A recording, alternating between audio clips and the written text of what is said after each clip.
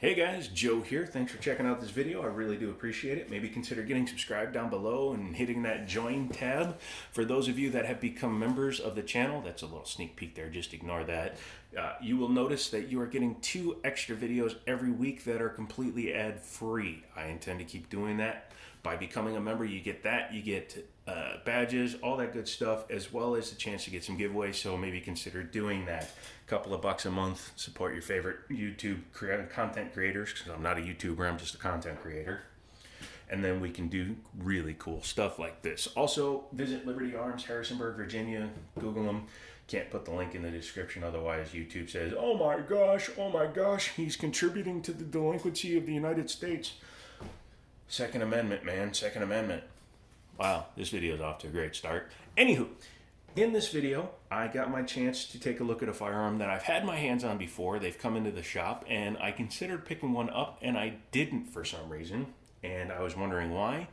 And I'm still wondering why, because today we are going to take a look at a brand new one. Yes, it's a Smith & Wesson. However, it's one of their most affordable handguns that they make. The Smith & Wesson SD9, as you can see from the picture, or from the video, from the thingy in front of your face as I'm trying to take this tag off. This one is in the FDE. They're available in many different finishes, including black and stainless, FDE, black and black, all that good stuff. Safety check it, show that it's clear. Good to go. Let's go ahead and take a look at the box. It comes in a cardboard box, perfectly fine with that, don't care. Cheaper box, better gun, hopefully. Inside the box, you get your manual. Underneath there, you get the bag that the gun is shipped in. You get a gun lock, not branded, and you get a spare magazine. So yes, for a massive outlay of a whopping $350, which is a really decent price, if the gun is good, we'll be talking about that in a minute, you get a Glock 19 competitor. And this is a Glock 19-ish, Glock 17-ish competitor, more of a 19 competitor, because you get a 15-round magazine, and you get 2 of them. And as I said in the Springfield Armory video, they come with very nice stainless mags. I like them. Drop-free, flush fit, all that good stuff. I'm sure there are base pads to extend those if you want. But when I compare it to a 19, that's why. You can see how short the grip actually is. Pretty nice, striker fired. It is basically very much a Glock, has the same Glock style takedown, a big paddle for the slide lock slide release, no external safety on the side, it just has a trigger safety. There are different types of trigger safeties. This one happens to be the kind where you have to pull the bottom half of the trigger back before the trigger will start to move. Has just a mag release there. It looks to be reversible. Oh no, actually it does not. Non-reversible, so this is not an ambidextrous gun.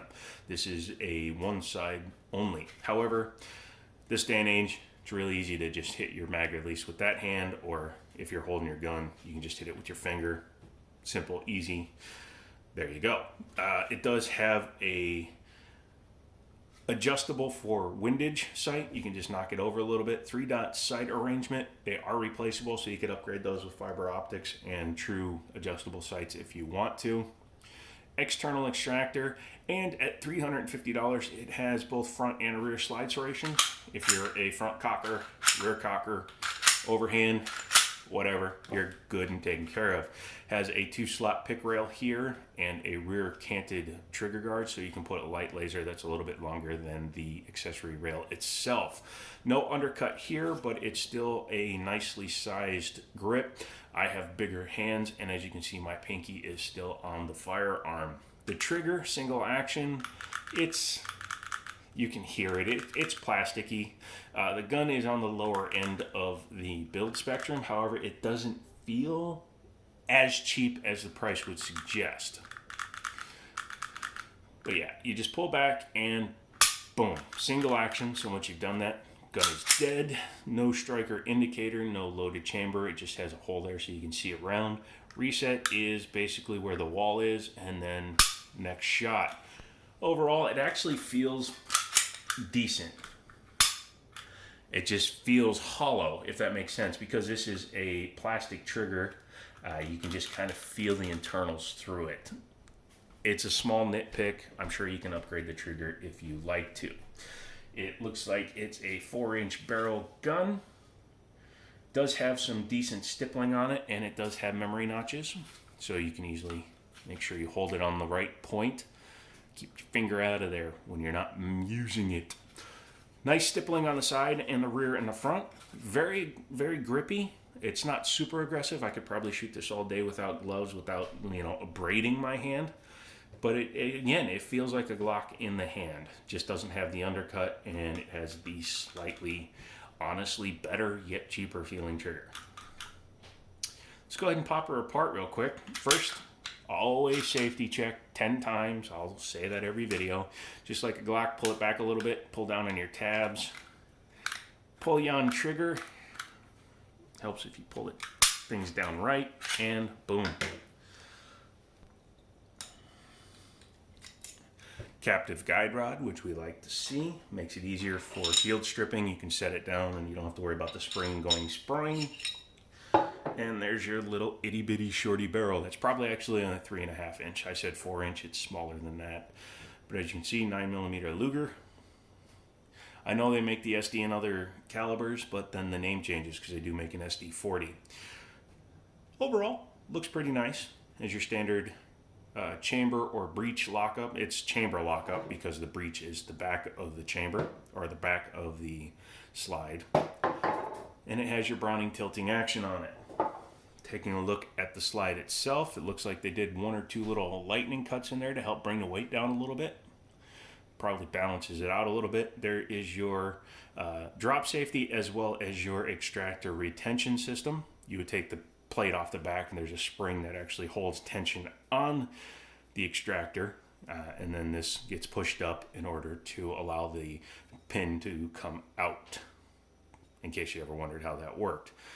This little ramp here is probably what that feel is. It's probably the release mechanism inside the slide riding on that little raised piece there, but that's probably also an integrated piece to help protect it from, if you drop the gun, from just releasing the striker. So I approve of that.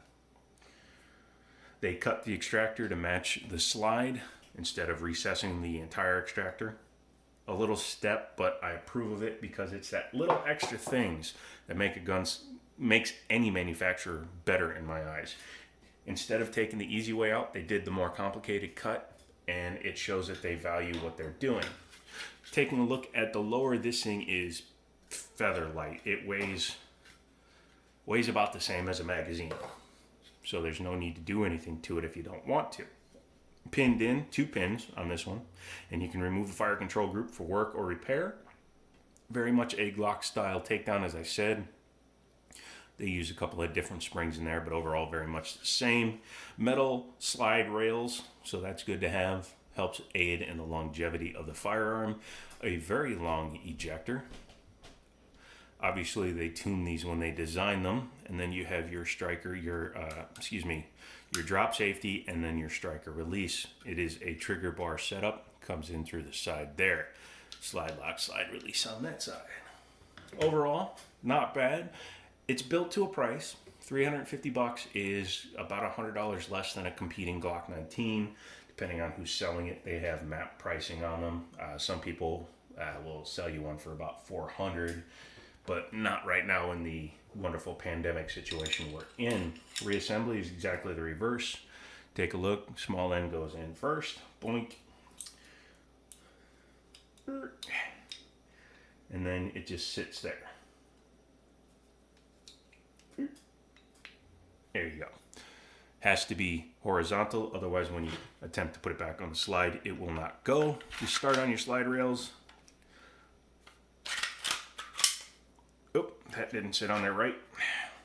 If that happens, you are not lined up correctly.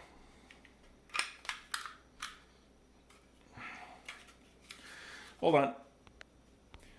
There we go. You just have to be careful because the spring base might sit too low, and then it can capture on the internal where this spring is, and then cause the spring, the rod here, to stick out. By the way, it's a plastic rod.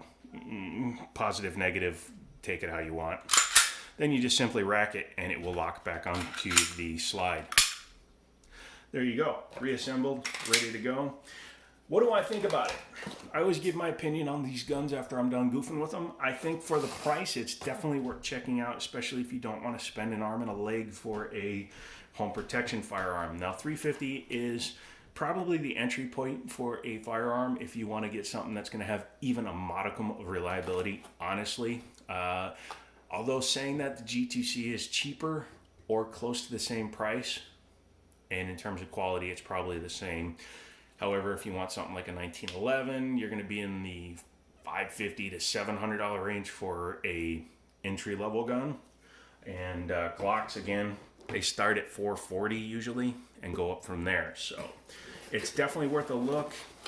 I would want to put it on the range and put like 1,000 rounds through one before I decide whether or not to keep it as a carry weapon.